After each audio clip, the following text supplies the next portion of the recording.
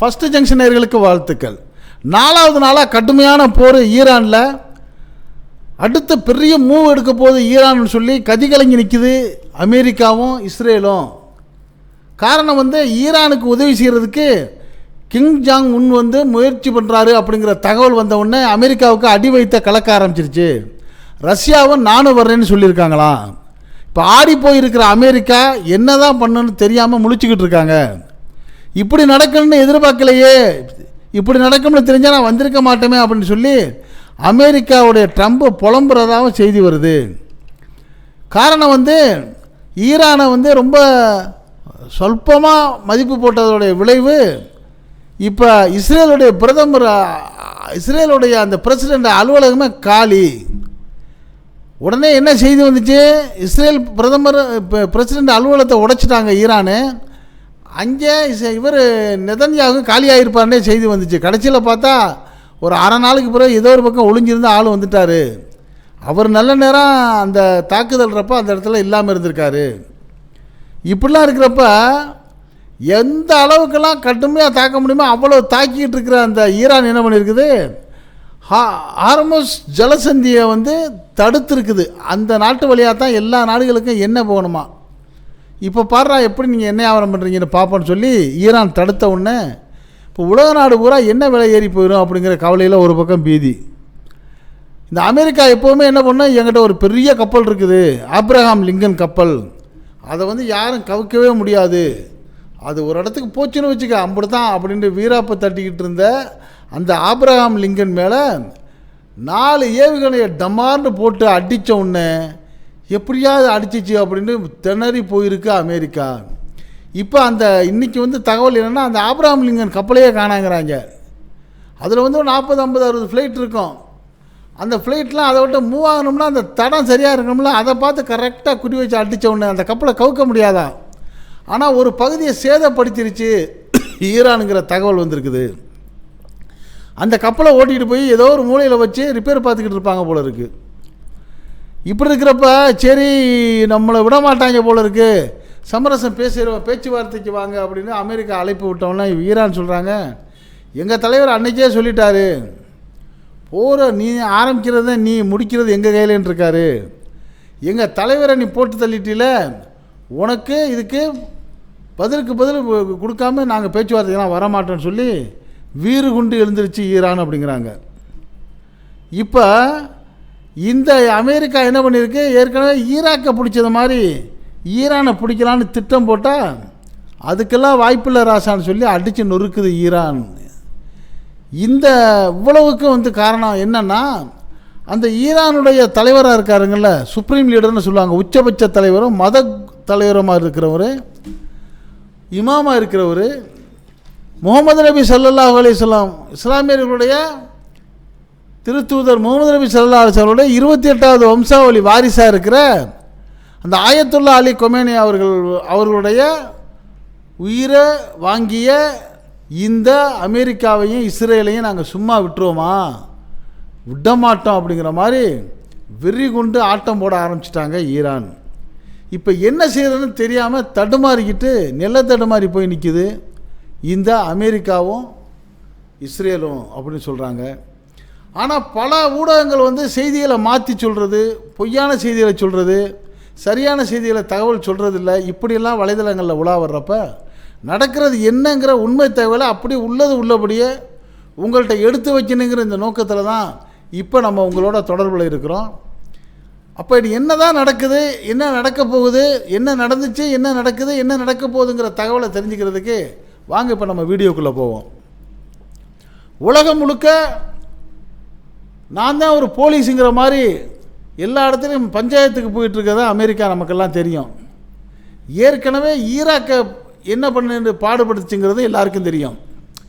ஈராக்கில் அணு ஆயுதம் இருக்குதுன்னு சொல்லி அந்த நாட்டை சோதனை பண்ண போகிறேன்னு சொல்லி சதாம் ஹுசேன் அவர்களை கைது பண்ணி சொல்லனா துயரங்களை கொடுத்து அவங்களாவே ஒரு போலியான ஒரு கோர்ட்டை அந்த ஈராக்கில் ஏற்படுத்தி அமெரிக்கா ஆளுகளை வச்சுக்கிட்டு அந்த கோர்ட்டு என்ன பண்ணுது, சதாம் ஹுசேனுக்கு அவருக்கு உயிரிழப்பு தண்டனை கொடுத்து அந்த ஆட்சியை பிடிச்சி அமெரிக்காவுக்கு சாதகமான ஒரு ஆளை அங்கே ஆட்சியாளராக போட்டு அந்த ஈராக்குடைய எண்ணெய் வளங்களையெல்லாம் கொள்ளையடிச்சிக்கிட்டு இருக்கு பார்த்தீங்களா அமெரிக்கா. இது அடுத்த கட்டமாக என்ன பண்ணியிருக்குது, ஈரானை எப்படி பிடிக்கிறது அப்படின்னு ஒரு திட்டம். இன்னொரு திட்டம் என்னென்னா, இந்த அமெரிக்கா வந்து இந்த வளைகுடா மத்திய கிழக்கு நாடுகளுக்கும் அமெரிக்காவுக்கும் இருக்கக்கூடிய தூரம் 13,000 கிலோமீட்ரு. ஆனால் இதுக்கு என்ன எங்கேருந்து போகுது, சவுதி அரேபியா, யுஏஇ, தமாம், இந்த மாதிரி நாடுகளில், குவைத்து போன்ற நாடுகளில் தான் போகுது. அப்போ இந்த நாடுகள்கிட்டேருந்து நம்ம எண்ணெயை நிரந்தரமாக வாங்கணும்னா இதுகளை நம்ம கட்டுப்பாட்டிலே வச்சுருக்கணும்.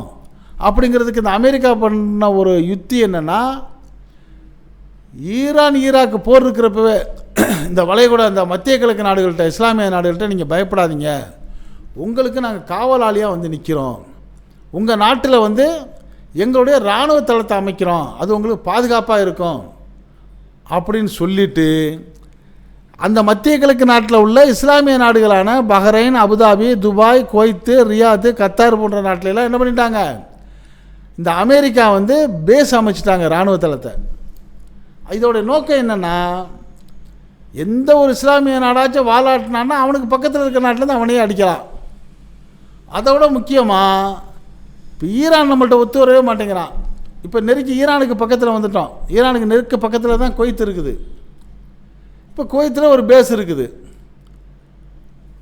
அதே மாதிரி சவுதியில் இருக்குது, யுஏஇயில் யுனைடெட் அரப் எமிரேட்ஸ் அமீரகத்தில் இருக்குது. எல்லாம் பக்கத்தில் இருக்கிறதுனால போட்டு தாக்கிடலாம் அப்படின்னு ஒரு திட்டம் போட்டு எப்படி வம்புழுக்கிறது ஈரான்கிட்ட அப்படின்னு திட்டம் போடுது அமெரிக்கா. இந்த திட்டம் போடுறதுக்கு ஒரு முக்கியமான காரணம் இருக்குது. அமெரிக்காவுக்கு ஒரு போட்டியாளராக உலகத்தில் வந்து வளரக்கூடிய நாடு தான் சீனா. அந்த சீனா என்ன பண்ணுது, அந்த நாட்டுக்கு தேவையான ஆயில் இருக்குது பார்த்தீங்களா, அதில் ஒரு பெரும் பகுதியை வந்து ஈரான்கிட்டன்னு வாங்கிட்டு இருக்கு. அப்போ சீனா வந்து ஒரு கட்டத்தில் ரொம்ப மோசமாக இருந்த சீனா, 40 வருஷங்களுக்கு முன்னாடி ரொம்ப பரிதாபமான ஒரு நிலையில் இருந்த சீனா இன்றைக்கி அமெரிக்காவை எதிர்க்கிற அளவுக்கு பலசாலியாக வந்த உடனே இதுக்கு தாங்க முடியல. ஆகா, உலகத்தில் நம்ம தானே பெரிய பெரிய கட்ட பஞ்சாயத்துக்காரனாக இருக்கணும், நம்மளுக்கு போட்டியாக ஒரு ஆள் வந்துட்டானே அப்படிங்கிற ஒரு தாக்கத்தில் அது என்ன பண்ணுது, இந்த ஈரான் வந்து சீனாவோட வச்சுருக்க தொடர்பை துண்டிக்கணும். ஒருபடி மேலே போய்ட்டு ஈரான் என்ன பண்ணுச்சு, இந்த எண்ணெய் பரிமாற்றங்களுக்கு வந்து பண பரிமாற்றத்துக்கு வந்து அமெரிக்கா டாலரை பயன்படுத்துறதை நிறுத்திடுச்சு. இது இன்னும் கொஞ்சம் கோபம். ஓஹோ, நீ இப்படி போகின்றியா, உன்னை நான் எப்படியாச்சும் கவுத்துடுறேன் பாருங்கிற மாதிரி. எப்படி செய்கிறது, அதை செய்ய இதை செய்யன்னு சொல்லி பார்த்துச்சு, நடக்கலை. அந்த ஈரானுக்குள்ளே உள்நாட்டு புரட்சிகளை விட்டு அங்கே உள்ள மக்களை அரசுக்கு எதிராக கிளப்பி விட்டு பார்த்துச்சு, அதுவும் நடக்கலை. கிட்டத்தட்ட 37 வருஷமாக இந்த ஆயத்துல்லா அலி கொமேனி வந்து ரொம்ப சிறப்பாக திறமையாக ஆட்சி நடத்திட்டு வர்றாரு. இப்போ என்ன பண்ணலாம், அந்த நாட்டில் அணு ஆயுதம் இருக்குதுன்னு சொல்லி எப்படி நம்ம ஈராக்கில் வந்து ஒரு வேலை பார்த்தோமோ அதே மாதிரி பண்ணி பிடிச்சிருவோன்னு ஒரு குற்றச்சாட்டை சொல்லுது அமெரிக்கா. இதை சொல்லிவிட்டு அமெரிக்காவுடைய தோழனாக இருக்கிற இஸ்ரேல் இருக்க பாருங்கள், இஸ்ரேல் பக்கத்தில் இருக்குது, நீ அடி, உனக்கு நான் ஆயுதங்களை தர்றேன் அப்படின்னு தயார்படுத்துது. இது எப்போ தயார்படுத்துகிறாங்க, 6 மாதத்துக்கு முன்னாடியே ஒரு திட்டம். அப்போ அந்த கட்டத்தில் வந்து இஸ்ரேல் சொல்லுது, இப்போ தான் நான் அடி வாங்கிட்டு இருக்கேன், இந்த பாலஸ்தீன போரில் அடி வாங்கி கொஞ்சம் அசந்து போயிருக்கிறேன், எங்கிட்ட இருக்கிற ஆயுதங்கள்லாம் வேறு காலி ஆயிடுச்சு, இன்னொரு 5-6 மாதத்தை அப்படி தள்ளுங்க, அப்புறம் அதுக்கான திட்டம் போடுவோன்னு இஸ்ரேல் சொன்னோடனே சரி 2026 ஜனவரியில் நம்ம தாக்குறதுக்கு திட்டம் போடுவோன்னு அமெரிக்கா முயற்சி பண்ணுது. அப்போவும் சொல்லுது இஸ்ரேல் வந்து இன்னும் கொஞ்சம் எனக்கு கொஞ்சம் கேப்பு கொடுங்க, நான் இன்னும் ஆயுதம்லாம் சேர்த்துக்கிறேன், ராக்கெட் டிக்கெட்லாம் சேர்த்துக்கிறேன் அப்படின்னோடனே சரி சேர்த்துக்க, சரி இப்போ நம்ம வம்புழுப்ப ஆரம்பிப்போம்னு சொல்லி இப்போ என்ன பண்ணுது அமெரிக்கா வந்து ஈரான்கிட்ட வம்புழுக்க ஆரம்பிக்குது. எப்படி, நீ அணு ஆயுதங்கள் வச்சுருக்கிறார், இது வந்து சுற்றிலும் இருக்கிற நாடுகளுக்கு கேடு, அதனால் வந்து நாங்கள் வந்து உன்னை வந்து சோதனை பண்ணணும், உன்னை கட்டுப்படுத்தணும் ஆய்வுன்னு சொல்லுது. இப்படி பிரச்சனை வந்த உடனே இதை சமரசப்படுத்துறதுக்காக மறுபடியும் ஒரு போர் வந்துடக்கூடாதுன்ட்டு ஓமன் நாடு தலையிடுது. அந்த ஓமன் நாடு தலையிட்டு என்ன பண்ணுது, இஸ்ரேலுக்கும் அமெரிக்காவுக்கும் ஈரானுக்கும் நடுவில் அது இருந்துக்கிட்டு அவங்கள கூப்பிட்டு சமரசம் பேசுகிறாங்க. அப்போ அமெரிக்கா வைக்கக்கூடிய பிரதானமான தீர்ப்பு இது என்ன சொல்லுது, ஈரான் வந்து நீங்கள் வந்து அணு ஆயுதங்கள் தயாரிக்கக்கூடாது, அந்த அணுவுடைய அந்த ஆரம்பம் இருக்குது பார்த்தீங்களா, அந்த உலைகளை நீங்கள் வந்து உருவாக்கக்கூடாது அப்படின்னு சொல்லி அமெரிக்கா உத்தரவு போடுது. அப்படி உத்தரவு போடுறப்போ அதோடைய நினைப்பு என்னென்னா, இந்த உத்தரவு போடுறதுக்கு ஒரு சில தினங்களுக்கு முன்னாடியே ரொம்ப அட்வான்ஸாக இந்த அமெரிக்காட்ட நம்ம ஏற்கனவே சொன்ன பார்த்தீங்களா ஒரு கப்பல் ஒன்று இருக்குது, அந்த கப்பலை கொண்டு போய் அங்கே நிறுத்திடுது. இங்கே பார்டரில் ஈரான் கிட்ட போய் நிறுத்திடுச்சு. ஆப்ரஹாம் லிங்கனுங்கிற அந்த கப்பல் எப்படின்னா அதை கவிர்க்கவே முடியாதான். அந்த கப்பலில் 50-60 ஃப்ளைட்டு நிற்கும், 5000 ஊழியர்கள் இருப்பாங்க, ஏகப்பட்ட தளவாடங்கள், போர் தளவாடங்கள் இருக்கும். அந்த கப்பல் எங்கே போச்சோ அந்த நாட்டுக்கு நாசங்கிற மாதிரி தான் எல்லாம் பேசுவாங்க. அப்படிப்பட்ட அந்த கப்பலை தயாராக அனுப்பிச்சி வச்சுட்டு இந்த ஈரானை சுற்றி இருக்குது பார்த்தீங்களா, Bahrain, Abu Dhabi, Dubai, Kuwait, Riyadh, Qatar, இங்கெல்லாம் நல்ல ஆயுதங்களை போய் சேர்த்து வச்சுட்டு அப்புறம் பேச்சுக்கு கூப்பிடுது. யாரை? ஈரானை. அப்படி கூப்பிட்றப்ப அமெரிக்காவுடைய திட்டம் என்னென்னா, இப்போ நம்ம கூப்பிட்டு பேசுவோம், நீ அணு உலை தயாரிக்கக்கூடாதும்மா, ஈரான் அதெல்லாம் முடியாதியா, நான் செய்வேன்னு சொல்லுவார். அப்போ நீ செய்கிறியா, பாரு உன்னை தாக்குறேன்னு சண்டைக்கு போவோன்னு நினச்சி தான் இது பிளான் போடுது. ஆனால் பாருங்கள், திட்டத்தில் மண்ணெல்லி போட்ட மாதிரி ஈரான் சொல்லிச்சு, நான் எங்கேயா அணு ஆயுதம் தயாரிக்கிறேன், அதெல்லாம் என்கிட்ட கிடையாது, முன்னையும் கிடையாது, இப்போவும் கிடையாது, இனிமேல் நான் செய்ய மாட்டேன்னு ஒத்துக்கிடுச்சு. இப்போ இது அமெரிக்காவுக்கு பெரிய ஏமாற்றம்.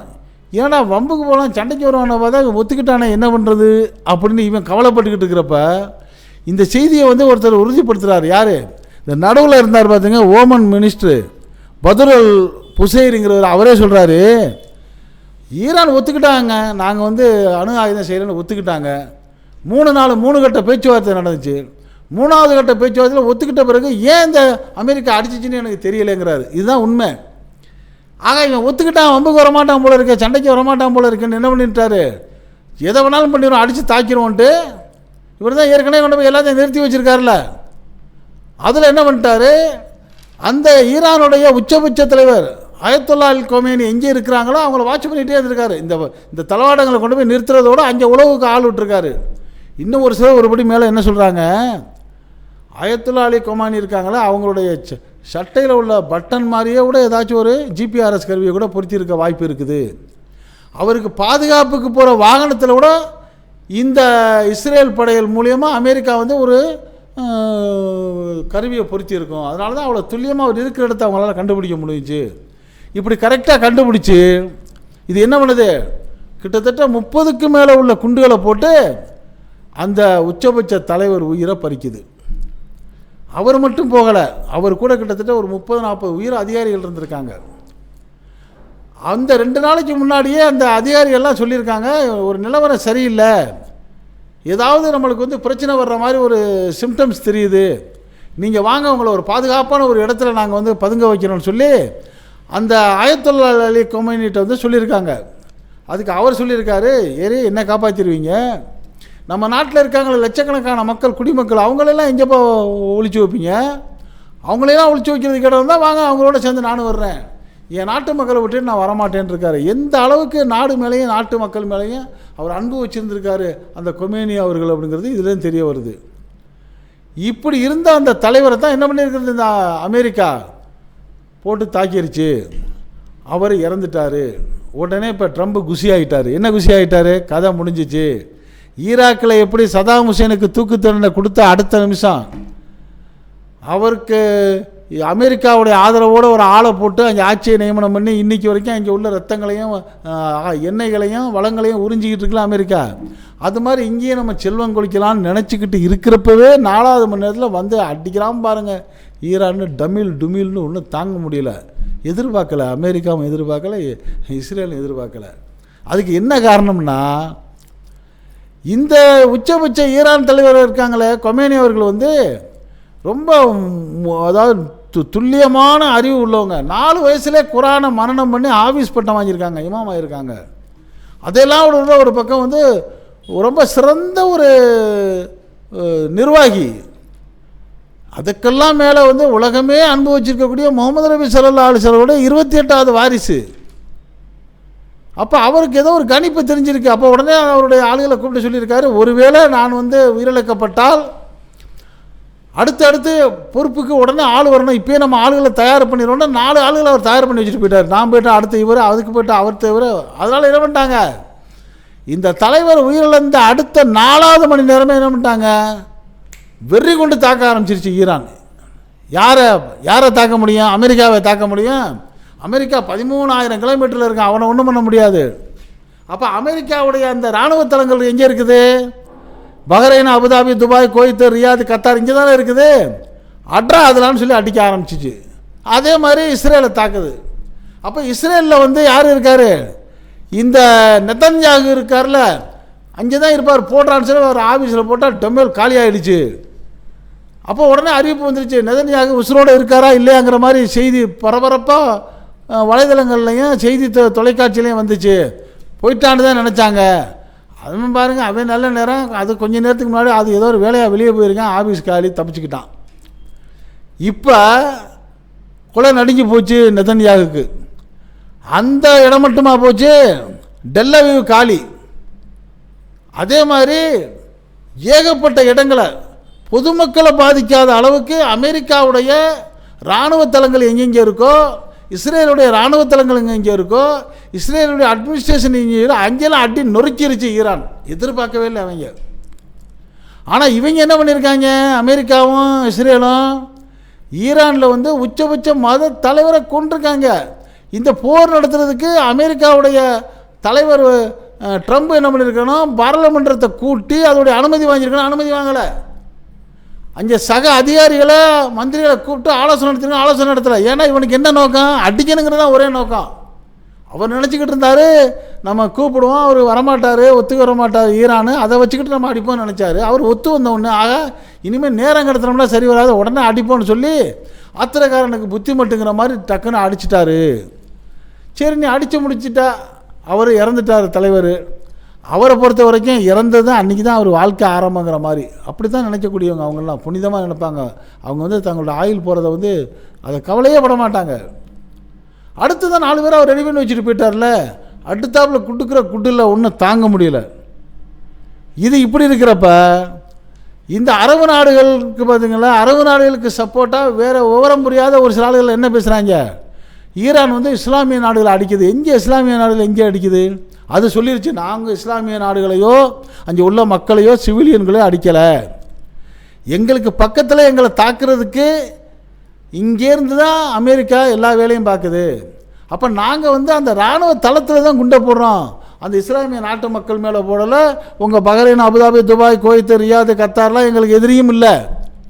நாங்கள் அடிக்கிறது அமெரிக்கா இராணுவ தளங்களை அடிக்கிறோன்னு சொல்லி அடித்து தாக்குது. அதுவும் என்ன கொஞ்சம் நெஞ்சமாக தாக்குது. அது ஈரான்கிட்ட ஒன்றும் இருக்காதுன்னு நினச்சிக்கிட்டு இருந்துச்சு அமெரிக்கா. கிட்டத்தட்ட மிக பிரம்மாண்டமான ட்ரோன்கள், மிசைல்கள் 2000 கிலோமீட்டர் வரைக்கும் போய் தாக்குற மாதிரி உள்ள ட்ரோன்லாம் வச்சுருந்துருக்குது. அது மட்டும் இல்லாமல் சாகிலுங்கிற 126, 136, 149 சொல்லிக்கூடிய 10 வேரியன்ட் ட்ரோன் அதில் இருந்திருக்குது. Ballistic missile, supersonic missile, cruise மிசைல்னு சொல்லி எல்லா விதமான மிசைல்ஸையும் ஸ்டாக் எக்கச்சக்கமாக ஈரான் வச்சுருந்துருக்கு. இப்படிலாம் வச்சுருக்குன்னு தெரிஞ்சால் இந்த பக்கமே தலை காமிச்சிருக்க மாட்டாங்க. ஏதோ லேசாக நினச்சிட்டு மாட்டிக்கிட்டாங்களா, ஒரே போடு, கடுமையான போடு தாக்குறதோடு மட்டும் இல்லாமல் இந்த ஆப்ரஹாம் லிங்கன் கப்பல் ஒன்றும் பண்ண முடியாது, ஆட்ட முடியாது, அசைக்க முடியாதுன்னாங்கல்ல, அதில் போட்டுட்டான் 4-7 ஏவுகணையை. அதுதான் பெரிய ஆச்சரியம். இப்போ அமெரிக்கா என்ன சொல்கிறான், அந்த கப்பலை சுற்றி 10 கப்பல் நிற்குமா பாதுகாப்புக்கு. அதுவும் ஒரு பிரமாண்டமான கப்பல்கள். அந்த கப்பலுக்கு மேலே 50-60 விமானங்கள், அதில் 5000 ஊழியர்கள், அப்புறம் சேட்டிலைட்டு லொட்டுலுஸ்க்கு இவ்வளவு மீறி எப்படா அடித்தாண்டு அதுவும் புரியல. இப்போ அவங்களுக்கு இவன் என்ன பண்ணியிருக்கான், ரொம்ப பவர்ஃபுல்லான ஏவுகணையை விட்டு சொல்லண்டுக்கிட்டு போயிட்டு ஒரே அடித்த உடனே அந்த கப்பலை கவிர்க்க முடியாதான். ஏன்னா அதோடைய பரப்பளவும் அதோடைய வடிவமைப்பும் அப்படி. ஆனால் அதே சமயம் சேதப்படுத்த முடியுமா. இவன் அடித்த அடியில் என்னாச்சுன்னா கப்பல் ஒரு பகுதி தெரு பிடிச்சி எரியுது. அது எல்லா தொலைக்காட்சியிலும் காமிச்சாங்க. இப்போ அந்த தளம் என்னாச்சு, ஓடுதளம் காலி. அப்போ இந்த உள்ளே நிற்கிற 50-60 விமானமும் போகவே முடியாது. இப்போ ஓடுதளம் இருந்தால் தானே வெளியில் போக முடியும். இப்போ மாட்டிக்கிட்டாரு மாப்பிள்ளன்னு சொல்லி அந்த ஆப்ரஹாம் லிங்கன் எங்கே இருக்குன்னு தெரியல. இன்றைக்கி அதை காணான்னு தேடுறாங்க. எங்கேயோ கொண்டு போய் ஒரு மூலையில் ஒழிச்சு வச்சுக்கிட்டு ரிப்பேர் பார்த்துக்கிட்டு இருப்பாங்க போல இருக்குது. அதுக்கு அடுத்த கட்டம் பாருங்கள், கொஞ்சமாச்சும் யோசனை பண்ணி கை வச்சுருக்கணும் யாரை அடிக்கிறோன்னு சொல்லி. இந்த ஈராக்கில் ஈரானில் ஒரு மிகப்பெரிய ஜலசந்தி இருக்குது. அந்த ஜலசந்தி வழியாகத்தான் மற்ற உலக நாடுகளுக்கு கிட்டத்தட்ட 20% ஆயில் போகணுமா. அந்த ஹார்முஸ் ஜலசந்தின்னு சொல்கிறாங்க. அது வந்து ஒரு 30-40 மைல் பரப்பளவு. அதில் ஒரு 2 மைல் பரப்பளவு தான் ஆழமாக உள்ள பகுதி. அது வழியாக தான் போகணும். ஒரு வி ஷேப்பில் இருக்குது. அப்போ எல்லா நாடுகள்லேருந்து அந்த எண்ணெய் ஏற்றிட்டு போகிற கப்பல்லாம் அது வழியாக தான் போகணுமா. அந்த இடம் யார்கிட்ட இருக்குது? உங்கள் தாத்தா ஈரான்கிட்ட இருக்குது. அவன் என்ன சொல்லிட்டான்? என் இடத்துக்கு எவனாச்சும் வந்தால் நொறுக்கி விட்டுருவான்டான்ட்டான். கதை முடிஞ்சு. இப்போ எண்ணெயை எடுத்துக்கிட்டு நீ எங்கேயுமே போக முடியாது. உன் தலையில் ஊற்றிக்கிட்டாதான். இதோடைய விளைவு என்ன ஆகும்? உலக நாட்டில் பூரா கூடிய விரைவில் எண்ணெயுடைய விலை 2 மடங்கு 3 மடங்கு அதிகரிக்க ஆரம்பிச்சிடும். அதை விட மோசம், இந்தியா போன்ற நாடுகள்கிட்ட இருக்கிற எண்ணெயோட இருப்பு 20 நாள் 30 நாள் கூட தாங்காதுங்கிறாங்க. அப்போ என்ன ஆகும்? இப்படிப்பட்ட நிலையில் ரொம்ப ராஜதந்திரமாக எங்கெங்கே அடிக்கணுமோ அங்கே அடிக்கிறது. அந்த இராணுவ தளம் அமைக்கிறதுக்கு இடம் கொடுத்த இஸ்லாமிய நாடுகளை பூரா போட்டு தாக்குறது. அதில் இந்த யுனைடெட் அரபு எமிரேட்னு சொல்லுவாங்க, அமீரகம், அங்கே துபாயில் போட்டிருக்க செம போடு. அதில் பாருங்கள், அங்கே வந்து ஒரு மிகப்பெரிய ஒரு கட்டணம் இருக்குது, பூர்ஜ் கலிஃபான்னு சொல்கிறாங்க. அதுலேயும் கொஞ்சம் மனிதாபிமானமாக என்ன பண்ணியிருக்காங்க, நாங்கள் பூர்ஜ் கலிஃபாவை அடிக்கலை, நினச்சா அதையும் அடிப்போம், ஆனால் அதுக்கு பக்கத்தில் இருக்க பாரு 7 ஸ்டார் ஹோட்டல், அமெரிக்கா ஹோட்டல் அடிக்கிறான் பாரான்னு அதுக்கு அடிச்சிருக்கான். இப்போ ஈரான் நினச்சிருந்தா பூர்ஜ் கலிஃபாவை அடிச்சிருக்கலாம். இப்போ ஈரானுடைய நோக்கம் வந்து அரபு நாடுகளையோ பொதுமக்களையோ அரபு மக்களையோ பழி வாங்கிறது இல்லை, அமெரிக்கா கொட்டத்தை உடக்கணுங்கிறதுக்காக தான் 7 ஸ்டாரை போட்டு தாக்கியிருக்கான். அது மாதிரி நிறையா இடங்கள் இருக்குது அந்த துபாயில். அந்த பிரதானமான இடங்கள்லாம் போட்டு அடி நொறுக்கணுன்னா இப்போ அது கதி கலங்கியிருக்குது. இப்போ உடனே என்ன பண்ணுறாரு இவர், ட்ரம்ப் சொல்கிறாரு, சரி சரி வா போதும், நம்ம சண்டை போட்டது போதும், பேச்சுவார்த்தைக்கு வா. முடியாது, எங்கள் தலைவரை நீ போட்டு தள்ளிப்பட்டு இப்போ பேச்சுவார்த்தைக்கு விட்ட வருவோமா, இதுக்கு பழி தீர்த்துதாயா வருவோம்னு சொல்லி என்ன செய்கிறாங்க, வீறு கொண்டு எழுந்துருச்சு அந்த ஈரான்னு சொல்கிறாங்க. அது வெற்றியடையாமல் விடாது. அதுக்கு பிறகு பேசிக்கிறோமையா, இதுக்கு பதிலுக்கு பதில் உனக்கு எல்லாத்தையும் நான் முடிச்சுட்டு தான் அப்புறம் பேசுகிறதுன்னு சொல்லி ஒத்த ஆளாக நிற்கிறான்னு இவன் நினச்சிக்கிட்டு இருக்கிறான். அந்த ஈரானுக்கு இப்போ ஏகப்பட்ட ஆளுக வந்து துணையாக போகிறாங்க. அப்படி போகிற ஆளில் மிக பயங்கரமான ஆள் தான் கிங் ஜாங் உன். அவர் சொல்கிறாரு நானும் வர்றேன் அப்படிங்கிறாரு. அவர் வந்தான்னா கதை முடிஞ்சு. ஏன்னா அவர்கிட்ட அணு ஆயுதம்லாம் ஒரு அணுவை வச்சு அமெரிக்காவை எல்லாம் ஆக்கிடுவார். அவர் சொல்கிறாரு நான் மட்டும் வந்தேன், ஒன்று போட்டேன், இஸ்ரேலே இருக்காதுறாங்கிறாரு. இப்போ அவர் சொல்கிறாரு நான் வந்து ஈரானுக்கு சப்போர்ட் பண்ணுறேங்கிறாரு. ரஷ்யாவும் சொல்லிட்டாரு. சீனாவை நீ மட்டப்படுத்தி நாசப்படுத்தின்னு நினச்ச அமெரிக்கா நீ என்ன ஆக போகிறாங்கிறதே தெரியலைங்கிற மாதிரி இப்போ அரண்டு போயிருக்குது. இப்படிப்பட்ட சூழ்நிலையிலையும் இந்த ஈரான் விஷயத்தில் நம்ம இந்திய நாட்டுடைய பிரதமர் நடந்துக்கிட்ட விஷயந்தான் ரொம்ப வேதனையாக இருக்குன்னு சொல்லி பல அரசியல் நோக்கர்கள் சொல்கிறாங்க. குறிப்பாக காங்கிரஸ் கட்சியுடைய மூத்த தலைவர் சோனியா காந்தி சொல்கிறாங்க, ஈரான் விஷயத்தில் பிரதமர் மோடியோடைய மௌனம் வந்து ரொம்ப மோசமாக இருக்குது. காரணம் வந்து நடுநிலையாக இருக்கணும் இந்தியா, அதை மறந்துருச்சு.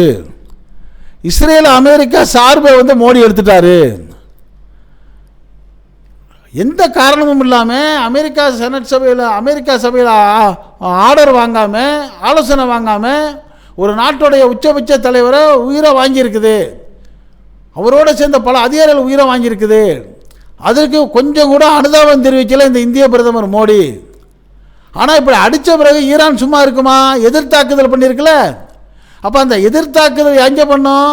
அந்த அமெரிக்காவுடைய இராணுவ தளங்கள் மேலே தானே பண்ணோம். அதுக்கு கண்டனம் தெரிவிச்சிருக்காரு மோடி. பாதிக்கப்பட்டவன் பக்கம் நிற்காம பாதிப்பை கொடுத்தவன் பக்கம் நிற்கிற மோடி சரியில்லைன்னு சொல்லி அவங்க சோனியா காந்தி பேசியிருக்காங்க. அதே சோனியா காந்தி அவருக்கு வந்து ஒரு ஆங்கில நாளிதழ் கட்டுரையில் சொல்கிறாங்க, ஈரான் மீது அமெரிக்கா இஸ்ரேல் தாக்குதல் நடத்த உள்ளது, அந்த நாட்டு நடத்தியிருக்குது, அந்த நாட்டு உயர் தலைவர் உள்ளிட்ட முக்கிய நிர்வாகிகளெல்லாம் கொண்டு குவிச்சிருக்கு, இதனை மோடி கண்டிச்சிருக்க வேணாமா? அதே சமயம் ஈரான் மேற்கொண்ட பதிலடியை மட்டும் கண்டிச்சிருக்காரு, அது எப்படி நியாயம் அப்படின்ட்டு காங்கிரஸுடைய தலைவர் சோனியா காந்தி மட்டும் இல்லை, உலகத்தில் உள்ள பெரும்பாலான தலைவர்கள் கேட்குறாங்க. இந்த அமெரிக்கா செஞ்சது கொஞ்சம் கூட அந்த இறையாண்மைக்கு உயர்ந்தது இல்லை, நியாயமான விஷயமே இல்லைன்னு எல்லாரும் பேச ஆரம்பிச்சிட்டாங்க. இதுக்கெல்லாம் என்ன காரணங்கிறப்ப இந்த போருக்கு 2 நாளைக்கு முன்னாடி தான் அவர் இஸ்ரேலுக்கு போயிருக்காரு பிரதமர் மோடி அவர்கள். அங்கே போய் அந்த நெதன்யாகுவை கட்டி பிடிச்சி எனக்கு இந்தியா தாய் நாடு, இஸ்ரேல் தந்தை நாடுன்னு இருக்காரு. பாருங்கள், பல வருடங்களாக இந்தியாவோட நட்புறவில் இருக்கிறது ஈரான் தான். அப்படிப்பட்ட ஈரானை தாக்குறதுங்கிறதுக்காக அவரை தாக்கக்கூடிய யூத நாடான அந்த நெதன்யாகிட்ட போய் கட்டிப்பிடி வைத்தியம் பார்த்துட்டு மோடியும் அவரும் சேர்ந்து தாக்குறத இவர் ஆதரிக்கிறாரு. யார்? மோடி அவர்கள் ஆதரிக்கிறாருங்கிறப்ப இந்த உலகத்தில் உள்ள அரசியல் நோக்கர்கள்லாம் என்ன சொல்கிறாங்க? எப்போ உங்கள் குணம் மாறவே இல்லையா? ஒரு நியாயத்தின் பக்கம் நம்ம நிற்கக்கூடாதா? நெதன்யாகு, ட்ரம்ப்பு, மோடி 3 பேரும் ஒரே மாதிரி இருக்கிறீங்களே, இது எப்படி அப்படிங்கிற மாதிரி கேள்வி கேட்க ஆரம்பிச்சிட்டாங்க. இப்போ இதனுடைய விளைவு பிற்காலத்தில் ஈரான் இந்தியா உறவு எப்படி வரப்போகுதுன்னு தெரியலை. எண்ணெய் வளத்தால் பாதிக்கப்படக்கூடிய இந்திய மக்கள் நம்மெல்லாம் என்ன கஷ்டப்பட போகிறோன்னு தெரியலை. இப்படிப்பட்ட ஒரு மோசமான போர் நடக்குன்னு சொல்லி எதிர்பார்க்காம மாட்டிக்கிட்டு முழிக்கிற அமெரிக்காவும் இஸ்ரேலும் என்ன ஆக போகுதுன்னே தெரியலை. ரொம்ப குறைச்சி மதிப்பிட்ட அந்த ஈரான் இப்போ தில்லாக தனியாக நின்று தாக்குதலில் கடுமையாக இருக்குது. ஒருவேளை அந்த ஈரானே தோத்துட்டாலும் அதுவும் அவங்களுக்கு வெற்றி தான். காரணம் 10 இஸ்லாமிய நாடுகள், ஒரு அமெரிக்கா, ஒரு இஸ்ரேல் எல்லாம் சேர்ந்து நீ ஒரு நாட்டை அடிக்கிறப்ப அவன் ஒத்தையா நின்று அவ்வளோ பேருக்கும் கொடுத்து ஜெயிச்சிட்டா பெரிய விஷயம், சமப்படுத்திட்டாலும் பெரிய விஷயம், தோத்துட்டாலுமே வெற்றி தான். அப்போ சரியான ஆம்பளை ஈரான் தாங்கிற மாதிரி இன்றைக்கி உலக நாடுகள் ஈரானை உற்றுநோக்கு பார்க்க ஆரம்பிச்சிட்டாங்க. இந்த போரை எப்போ முடியும், எப்படி முடியும், இது இப்படியே விட்டுக்கிட்டு போனால் 3வது உலக போராக மாறிடுமோங்கிற கவலை உலகம் முழுக்க இருக்குது. அங்கே இப்போ நம்மளுடைய வேண்டுதலும் என்னவாக இருக்குன்னா, அப்பாவி பொதுமக்களும் மற்ற நாடுகளும் பாதிக்கப்படக்கூடாது, இந்த தாக்கம் 3வது உலக போராக மாறிடக்கூடாது, அமைதி வேணும், எப்படியாவது எந்த வகையிலாவது இந்த மற்ற உலக நாடுகள் தலையிட்டு இந்த போரை நிறுத்தணுங்கிறது தான் நம்மளுடைய எண்ணமாக இருக்குது. இது பற்றிய உங்களுடைய கருத்துக்களை நீங்கள் இந்த ஃபஸ்ட்டு ஜங்ஷன் கமெண்ட் பாக்ஸில் கமெண்ட்ஸ் பண்ணுங்கள். இந்த செய்தி பிடிச்சிருந்தா இதுக்கு ஒரு லைக் கொடுங்க. இது போன்ற உலகத்தில் 4 பக்கம் நடக்கக்கூடிய செய்திகளை எந்த விதமான இடைச்சல்களும் இல்லாமல் யார் பக்கமும் சார்ந்து நிற்காமல் என்ன உண்மை தகவலோ அது அப்படியே உள்ளபடி உங்கள் வீட்டுக்குள்ளே 4 சுவர்களுக்குள்ளே கொண்டு வந்து சேர்க்கக்கூடிய நம்ம இந்த ஃபஸ்ட்டு ஜங்ஷன் சேனலுக்கு இதுவரை சப்ஸ்கிரைப் பண்ணாதவங்க சப்ஸ்கிரைப் பண்ணுங்கள். மறக்காமல் பக்கத்தில் இருக்க பெல் ஐக்கானை கிளிக் பண்ணுங்கள். அப்போ தான் நம்ம போடக்கூடிய ஒவ்வொரு செய்தியும் உங்கள் நோட்டிஃபிகேஷன் காட்டும். நீங்கள் விரும்பிய செய்தியை பார்க்கலாம். என்று மணிந்திருப்போம். உங்கள் நண்பன் அஷ்ரஃப் அலி. நன்றி, வாழ்த்துக்கள்.